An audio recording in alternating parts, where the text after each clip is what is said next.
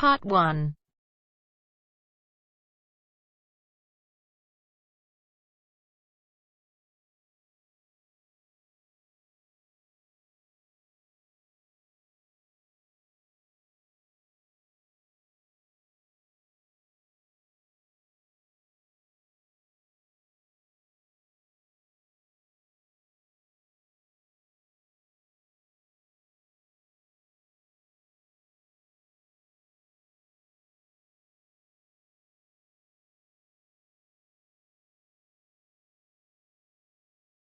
You will hear a number of different recordings, and you will have to answer questions on what you hear. There will be time for you to read the instructions and questions, and you will have a chance to check your work. All the recordings will be played once only. You will hear a student inquiring about parking facilities. First, look at questions 1 to 4. For each of the questions, 4 alternatives are given. Decide which of the alternatives, A, B, C or D, best fits what you hear on the tape, and circle the appropriate letter.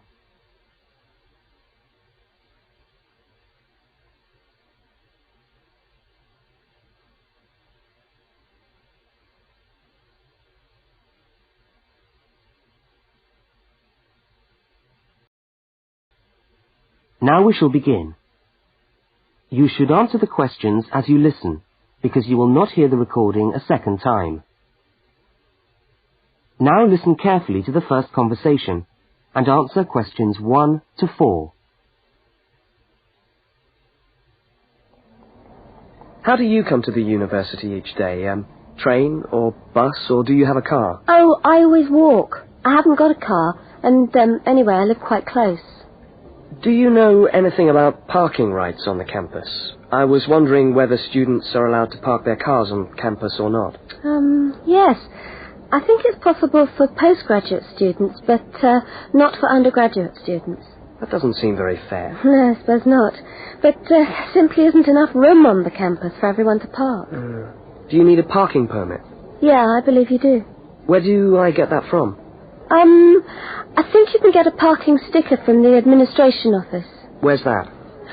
It's in the building called Block G, right next to Block E. Block G? Yeah. Oh, right. And what happens to you if you don't buy a sticker? Do they clamp your wheels or give you a fine? No, I think they tow your car away. Oh, really? Yeah. And then they fine you as well, because you have to pay to get the car back. I'd better get the sticker then. Yeah. Where exactly is the administration office again? I'm new to this university and I'm still trying to find my way around. Right. You go along Library Road, past the tennis courts on your left and the swimming pool on your right. Yeah. And the administration office is opposite the car park on the left. You can't miss it. So it's up Library Road, past the swimming pool, opposite the car park. Right, I'll go straight over there. Bye, and thanks for the help.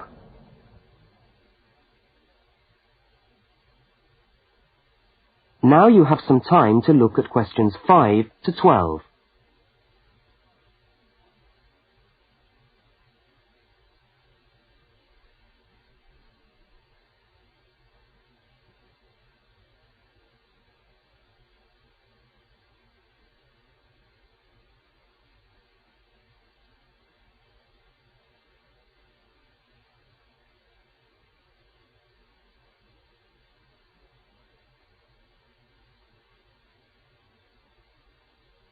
As you listen to the next conversation, complete the application form in the spaces numbered 5 to 10 and answer the questions numbered 11 to 12.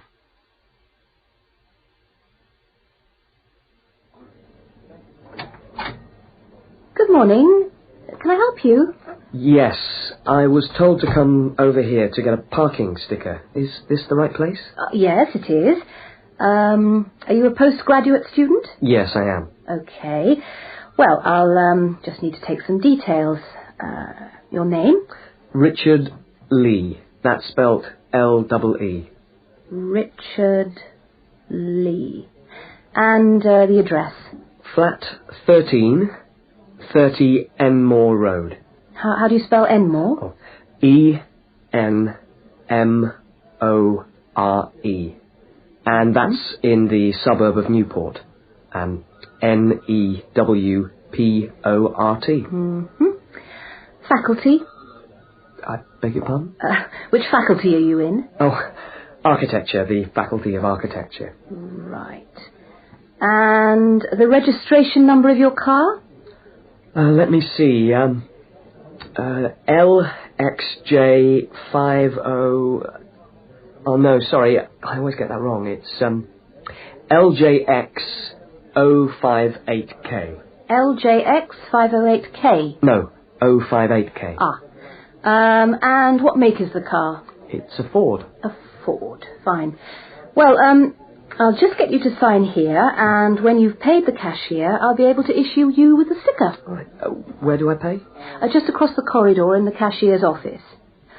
Oh, but it's 12:30 now, and they close at 12:15 for lunch. But they open again at 2:15 until 4:30. Oh, they're not open till 2:15. No. When you get your sticker, you must attach it to the front windscreen of your car. I'm afraid it's not valid if you don't have it stuck on the window. Right, I see. Thanks very much. I'll just wait here then. That is the end of part 1. You now have half a minute to check your answers.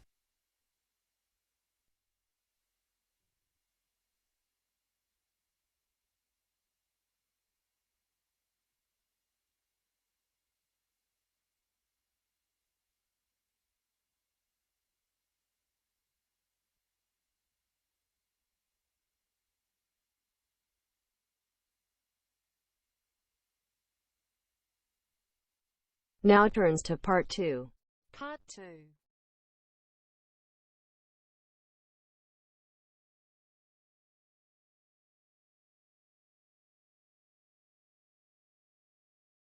You will hear a talk given by a guide showing a group of people round a museum. First, you have some time to look at questions 13 to 18.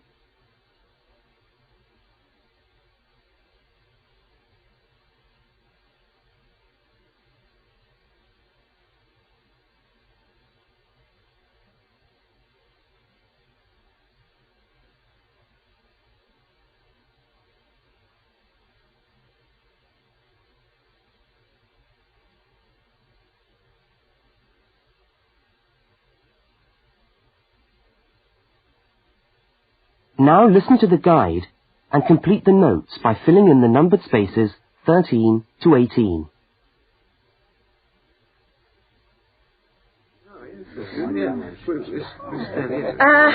Good morning, everyone, and welcome to the Maritime Museum. Now, before we commence our tour, I'd just like to tell you a little bit about the history of the museum.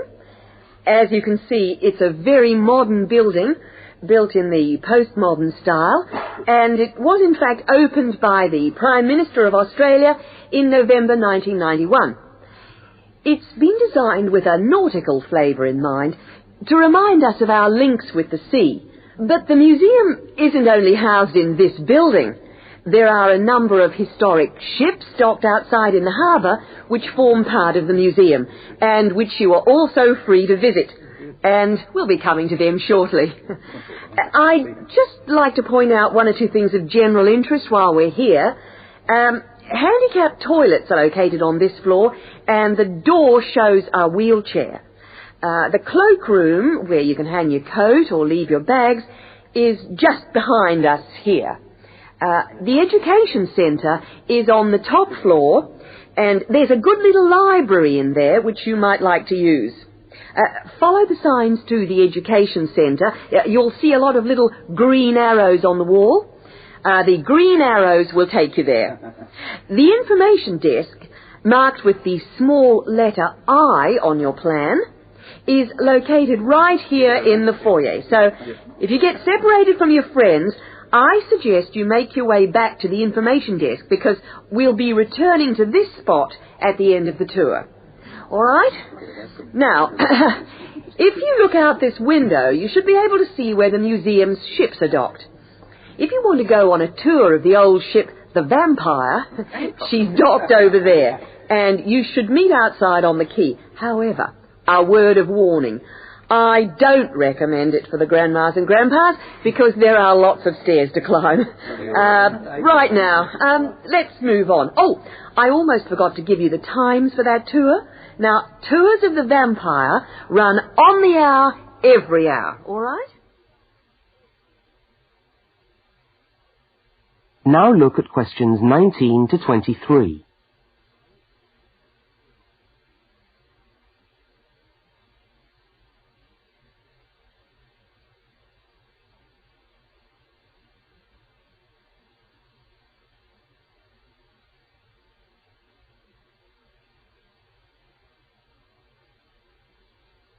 As you listen to the rest of the talk, complete the notes in the numbered spaces 19 to 23.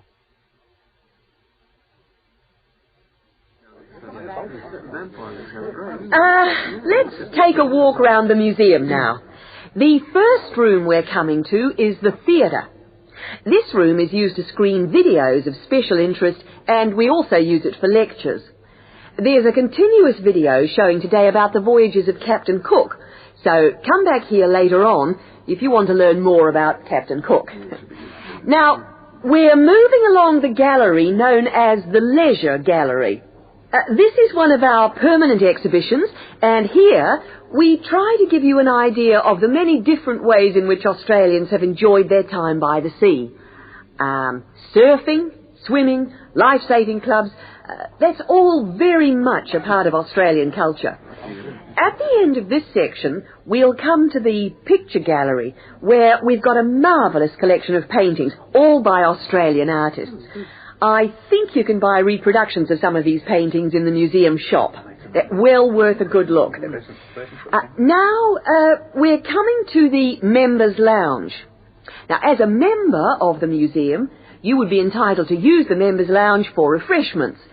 Membership costs $50 a year or $70 for all the family. So it's quite good value because entry to the museum is then free.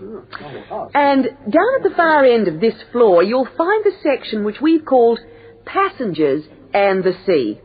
In this part of the museum, we've gathered together a wonderful collection of souvenirs from the old days when people travelled by ship. You'll find all sorts of things there. Old suitcases, ship's crockery, first-class cabins decorated in the fashion of the day. Just imagine what it must have been like to travel first class. Now, I'm going to leave you to walk around the museum on your own for a while, and we'll all meet back again at the information desk in 3/4 of an hour's time. I hope you enjoy your time with us at the museum today. Thank you. That is the end of part 2. You now have half a minute to check your answers.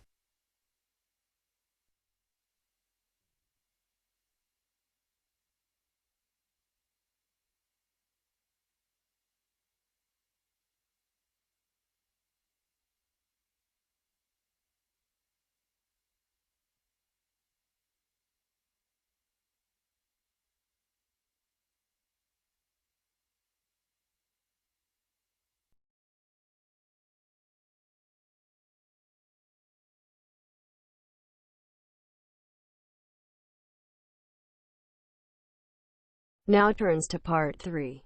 Part 3.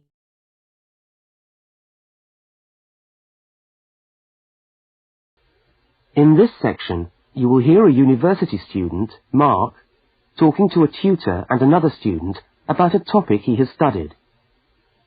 Now look at questions 24 to 32.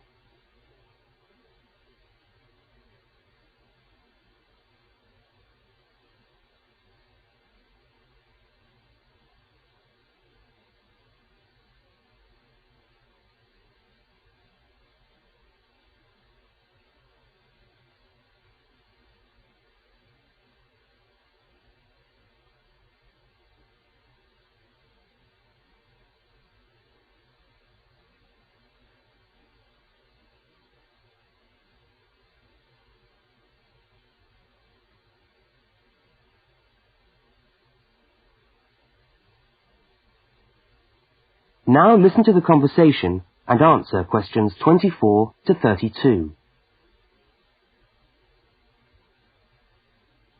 Okay, everybody. Good morning. Good morning. It's Mark's turn to talk to us today, so, Mark, I'll ask you to get straight down to business. All right. Now, following on from what we were discussing last week in Susan's tutorial on approaches to marketing, you were going to give us a quick rundown on a new strategy for pricing, which is now being used by many large companies, known as revenue management, before we go on to your actual tutorial paper on sales targets. Is that correct? Yeah, okay, well... So, what exactly is revenue management?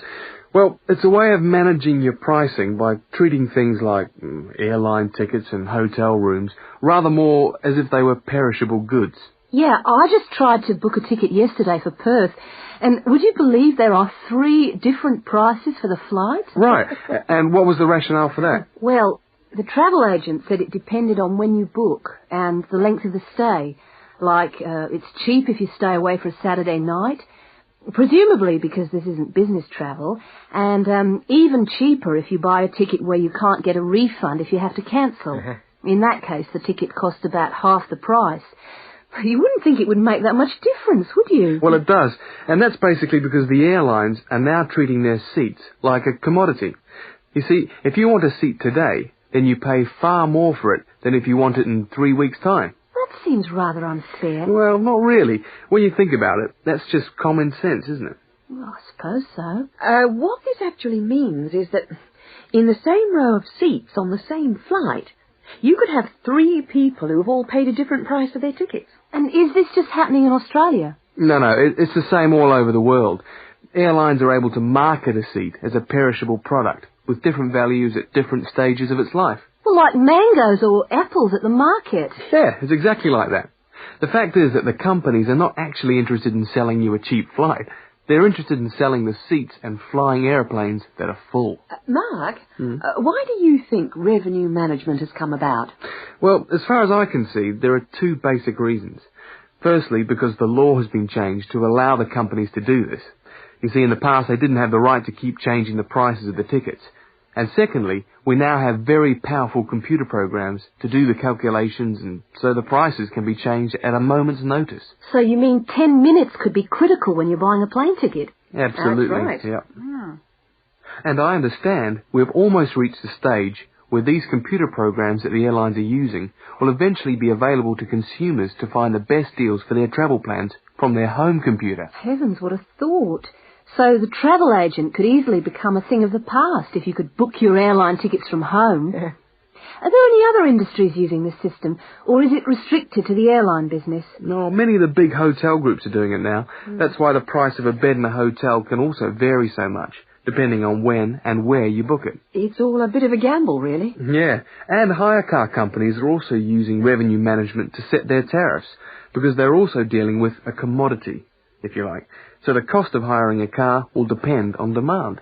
Well, thank you, Mark, for that overview. That No was trouble. well researched. Now, let's get on with your main topic for today.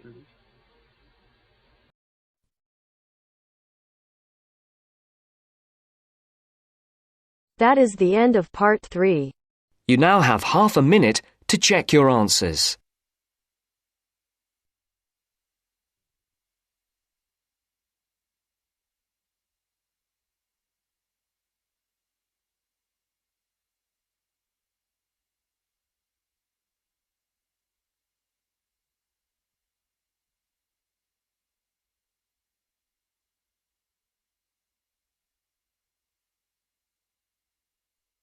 Now turns to part 4.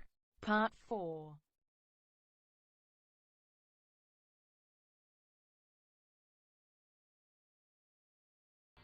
You are going to hear a short talk on space management in supermarkets. First, you have some time to look at questions 33 to 37.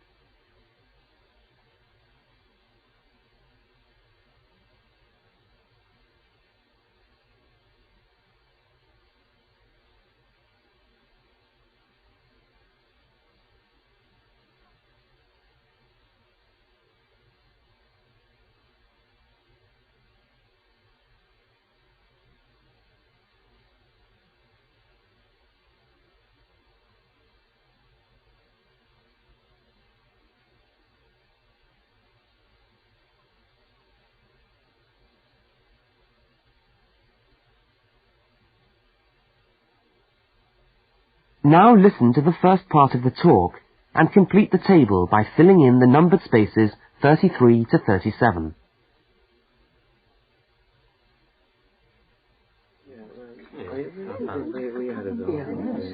Good morning. Welcome to this talk on space management. And today I'm going to look particularly at space management in the supermarket.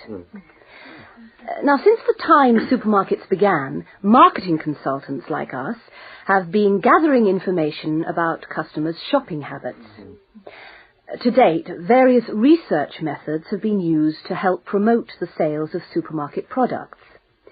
There is, for example, the simple and direct questionnaire, which provides information from customers about their views on displays and products, and then helps retailers make decisions about what to put where. Another method to help managers understand just how shoppers go around their stores are the hidden television cameras that film us as we shop and monitor our physical movement around the supermarket aisles. Where do we start? What do we buy last? What attracts us, etc. More sophisticated techniques now include video surveillance and such devices as the eye movement recorder. This is a device which shoppers volunteer to wear taped into a headband and which traces their eye movements as they walk around the shop, recording the most eye-catching areas of shelves and aisles. But with today's technology, space management is now a highly sophisticated method of manipulating the way we shop to ensure maximum profit. Supermarkets are able to invest millions of pounds in powerful computers which tell them what sells best and where.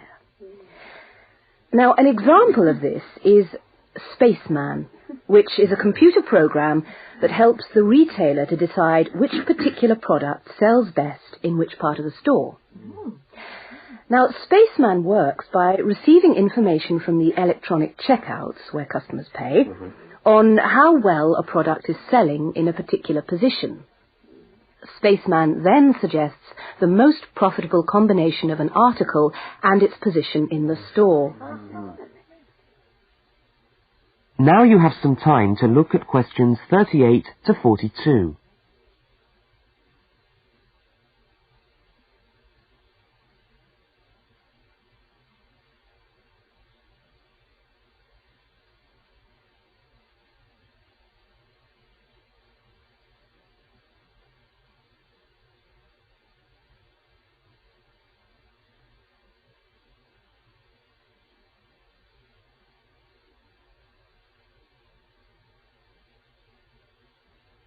As you listen to the rest of the talk, label the diagram by filling in the numbered spaces 38 to 42. So, let's have a look at what we know about supermarkets and the way people behave when they walk down the aisles and take the articles they think they need from the shelves. Now, here's a diagram of one supermarket aisle and 2 rows of shelves. Here's the entrance at the top left-hand corner. Now, products placed here at the beginning of aisles don't sell well.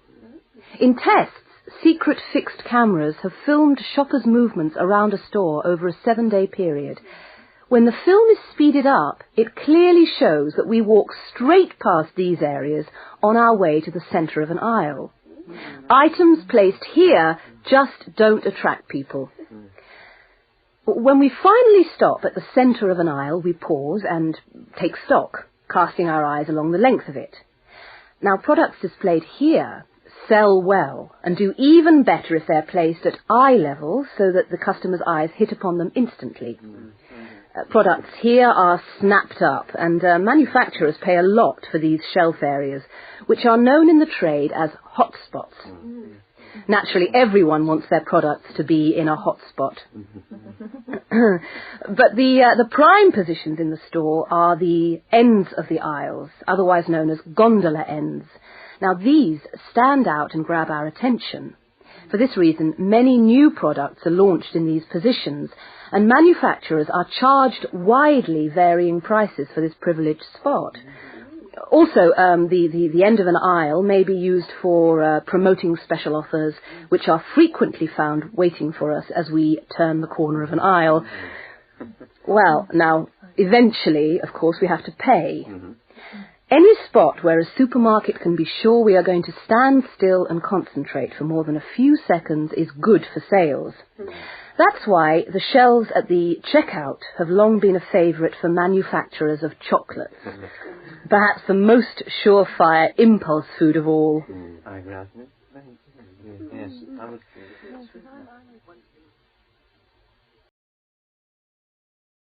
That is the end of part 4. You now have half a minute to check your answers.